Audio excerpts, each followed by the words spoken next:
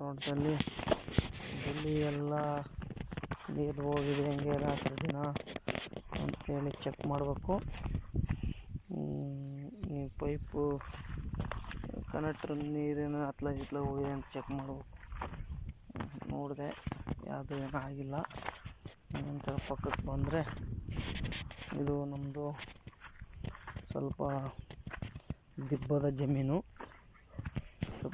ಜಮೀನು, ಹಂಗಾಗಿ ಇಲ್ಲಿ ಅಡಿಕೆ ಗಿಡದಲ್ಲಿ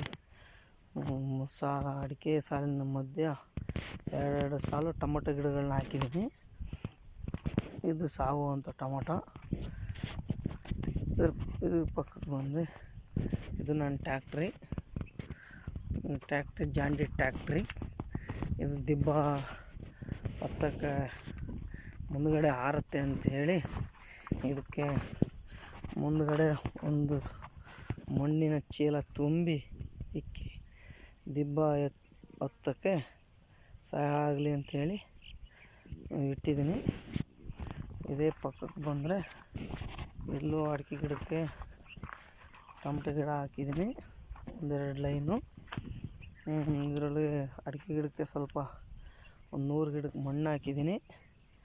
ಆನಂತರ ಹಿಂಗೆ ಪಕ್ಕಕ್ಕೆ ಬಂದರೆ ಇದನ್ನು ಅಬ್ಸರ್ವೇಷನ್ ಮಾಡಬೇಕು, ಯಾಕಂದರೆ ಯಾವುದನ್ನು ಬಿಡೋಂಗಿಲ್ಲ. ಬಿಟ್ಟರೆ ಎಲ್ಲ ಒಣಗೋಗ್ಬಿಡುತ್ತೆ.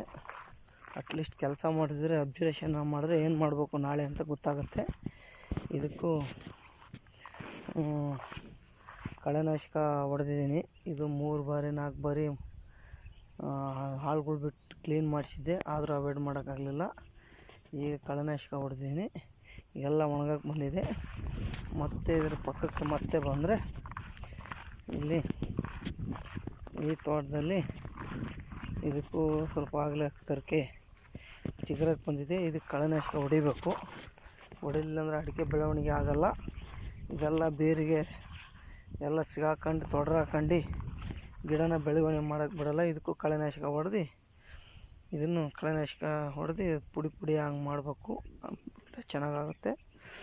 ಹಂಗಾಗಿ ಸುಳಿಗೆ ನೋಡಿ ಬೀಳ್ದಲೇ ಕೆಳಗೆ ಕೈ ತೆಗ್ಸಿ ಹೊಡಿಬೇಕಾದಷ್ಟು. ಮತ್ತು ಪಕ್ಕಕ್ಕೆ ಬರ್ರಿ, ಬಂದೆ ಇದಕ್ಕೆ ಈ ಬದಿ ಕಳೆನಾಶಕ ಹೊಡೆದಿದ್ದೆ. ಯಾಕೋ ಕಳೆನಾಶಕ ಇದು ಒಣಗಿಲ್ಲ. ಇದು ಗಿಡಕ್ಕೆ ಇರೋಂಥ ಕಳೆನಾಶಕ, ಗಿಡ ಒಣಗೋಂಥ ಕಳೆನಾಶಕ ತಂದಿದ್ದೆ. ಹಂಗಾಗಿ